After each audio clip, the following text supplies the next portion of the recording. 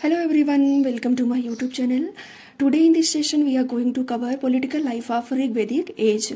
In the previous lecture we had already covered Vedic age, introduction and Rig Vedic region and their social life. So now in this lecture we will study about political life of Rig Veda.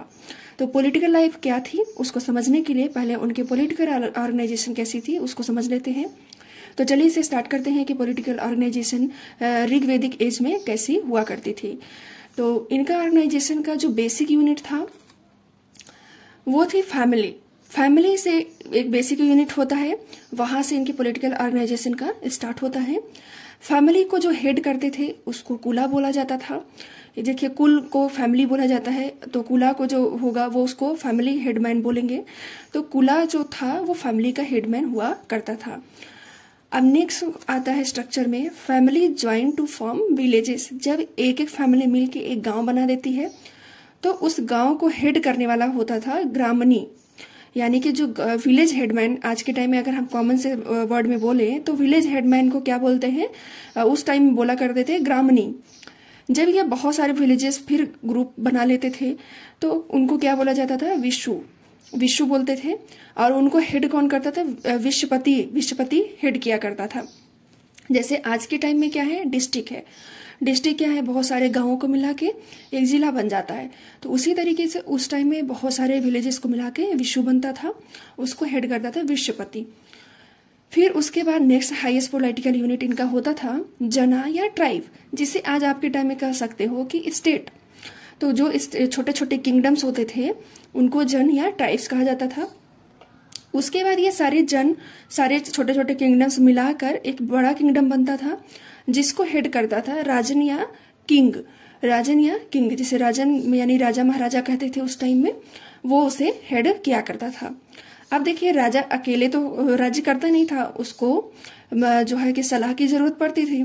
तो king को assist किया जाता था by the पुरोहित, जिसको पृष्ठ कहते हैं, पुजारी, और सेनानी कमांडर के द्वारा। तो राजा को ये दोनों मिलके सलाह दिया करते थे। अब इनका पॉलिटिकल स्ट्रक्चर आगे देखते हैं। पॉलिटिकल ऑर्गेनाइजेशन तो हमने समझ लिया यहाँ तक कि ऐसा ऐसा इनके जो है कि राज्य में इतने इतने ऑर्गेनाइजेशन ऐसे बनाए गए थे। अब इनका पॉलिटिकल स्ट्रक्चर आगे देखेंगे कि किस टाइप का था।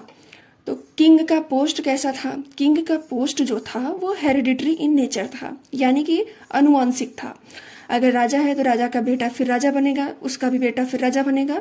यानी कि ये सिस्टम नहीं था कि राजा के अलावा कोई और भी राजा बन जाए तो उसके ही लोग जो है राजा बनेंगे, ऐसा जो है हुआ करता था। लेकिन ऋग वैदिक में एक मेंशन मिलता है, ट्रेस किया जाता है, तो ये होता है कि राजा का इलेक्शन हुआ करता था। बट क्या कंफर्मेशन है, that's not clear. So next हम बढ़ते हैं कि क्या था इनका पॉलिटिकल लाइफ। ये था कि law of primogeniture was also practice.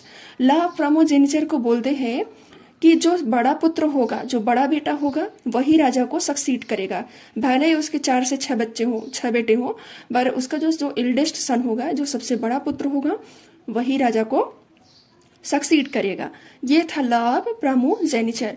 इसको यूपीएससी ने 2014 में पूछा था कि लॉ ऑफ प्राइमोजेनिचर किसे कहते हैं। ठीक, नेक्स्ट बढ़ते हैं। अब इनके पॉलिटिकल स्ट्रक्चर में क्या था, अभी तक हमने ऑर्गेनाइजेशन पढ़ा, उनकी राजा की पोस्ट कैसी थी ये पढ़ा, किस लॉ को फॉलो करते थे सक्सीड करने के लिए ये पढ़ा। अब जानेंगे कि असेंबली कैसी होती थी। देखिए, असेंबली इनके यहाँ 3 तरह की होती थी, सभा, समिति और विदात। सभा को जनरल असेंबली बोलते थे, जिसमें सभी लोग इसमें मौजूद हुआ करते थे। समिति में क्या होता था कि इसमें सिर्फ बड़े लोग शामिल होते थे, यानी कि जो बड़े होते थे वो शामिल होते थे, और जनरल असेंबली में तो हर कोई शामिल हो जाता था। अब था विदात। विदात एक ऐसी असेंबली थी जिसमें ये कोई भी चीज लूटपाट करके लाते थे तो उस असेंबली के अंडर बांटते थे, आपस में एक दूसरे को डिस्ट्रीब्यूट किया करते थे। राजन जो होता था मिलिशिया मेंटेन करता था, यानी कि मिलिट्री का अपना मिलिट्री का जो होता था फोर्स, उसको मेंटेन करता था। और उसने उसका अलग अलग नाम दिया था, जैसे ब्रथा हो गया, शारदा हो गया, ग्राम हो गया और संघ हो गया।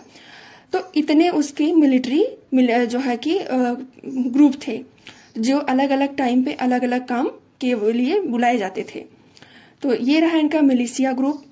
अब आते हैं नेक्स्ट कि Aryans fought against non Aryan to whom called दसस या दस्यूस। आर्यन जो थे वो नन आर्यन के साथ बैटल लड़ते और उन अपने को क्या बोलते थे, दसस या दस्यूस बोलते थे। हालांकि इस बैटल में क्या हुआ, जब आर्यंस जीत जाते हैं नन आर्यन से तो अपने आप को बुलाते हैं त्रास दस्यूस बुलाते हैं।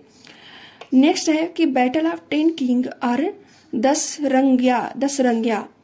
ये मेंशन मिलता है किसी बुक में, बैटल ऑफ 10 किंग यानी 10 राजाओं की लड़ाई। ये बैटल बहुत इंपॉर्टेंट है, ये वाला पॉइंट कि बैटल ऑफ 10 किंग को क्या कहा जाता है, 10 रंग्या भी कहा जाता है।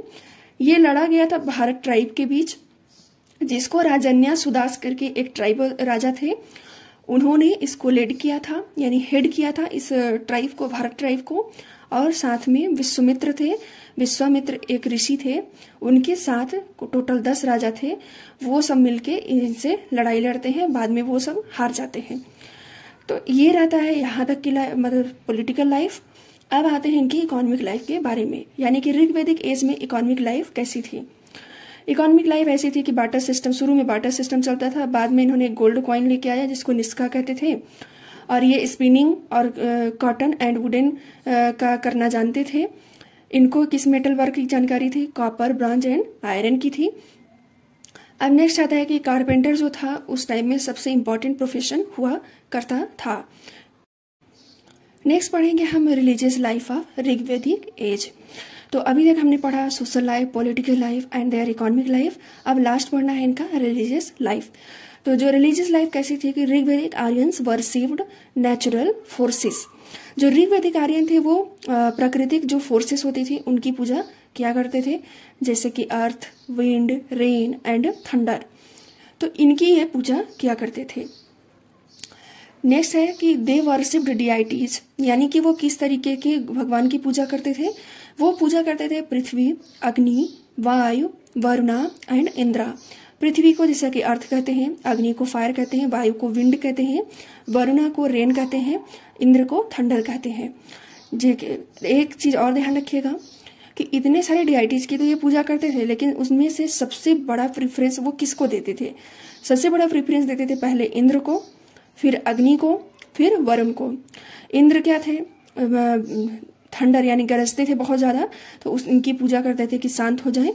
और अग्नि की जो है इनकी सेकंड प्रायोरिटी थी, इसलिए क्योंकि ये हवन पूजा के लिए सबसे ज्यादा इस्तेमाल करते थे। इसके बाद वरुण थे, वरुण यानी कि वर्षा के देवता, तो ये वर्षा होने के लिए भी इनकी प्रार्थना किया करते थे। तो ये रहे इनके वर्शिप डिआइटी। अब देखिए कि कुछ फीमेल डिआइटीज की भी ये पूजा किया करते थे, जैसे अदिति हो गई, उषा हो गई और आर्यानी हो गई। अदिति जो 8 सूर्य देवियां हैं उनमें से एक थी अदिति, तो अदिति की पूजा करते थे, उषा की पूजा करते थे, और आर्यानी यानी कि फॉरेस्ट की देवी, गॉड जो होती थी, गॉडेसेस, तो उनकी पूजा किया करते थे। अब है कि they form a religion called polytheism. वो पॉलीथीज्म रिलीजन का जो है कि बनाया, अपने धर्म में पॉलीथीज्म को लेकर आए। अब नेक्स्ट है कि there are no temples and no idol worship. ये बहुत इंपॉर्टेंट है कि ऋग्वैदिक जो लोग थे आर्यंस, वो क्या मंदिर बना के पूजा करते थे, ये सब डिआइटीज के नहीं।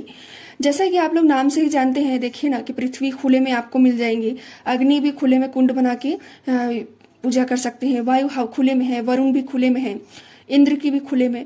तो ये लोग कोई मंदिर नहीं बनाते थे, इनकी उपासना करने के लिए यानी कि इनकी पूजा करने के लिए ये लोग कोई मंदिर नहीं बनाते थे। खुले आसमान में हवन कुंड बना के अग्नि देवता को प्रसन्न करते थे, उनके माध्यम से हवन करके ये मानते थे कि जो हवन करेंगे तो इन देवताओं तक ये उनको हवन मिलेगा, जिससे ये प्रसन्न होंगे।